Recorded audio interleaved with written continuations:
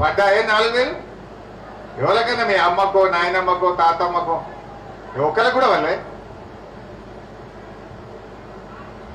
అయితే దయచేసి ఆలోచన చేయండి.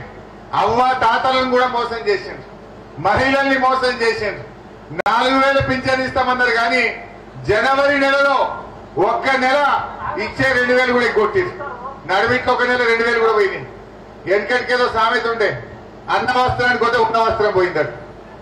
4000 కాశపడితే జనవరిలో 2000 కూడా ఎగ్గొట్టింది. అంటే పెన్షన్లు ఇస్తామని పేదలను కూడా మోసం చేసిండ్రు.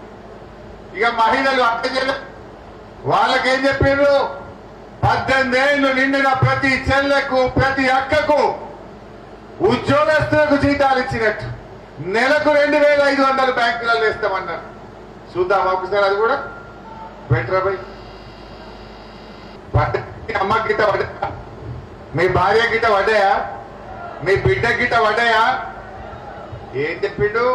ప్రతి నెల 2500 వచ్చే నెలకేలే ఇస్తా అన్నాడు. అంటే డిసెంబర్కే. ఇప్పుడు 4 నెలలు అంటే ఒక్కొక్క మహిళకు 10,000 రూపాయలు కాంగ్రెస్ పార్టీ బాకీ పడ్డదా లేదా? 4 నెలలు అంటే 2500 లెక్క పెట్టి ఎంత అవుతుంది? 10,000.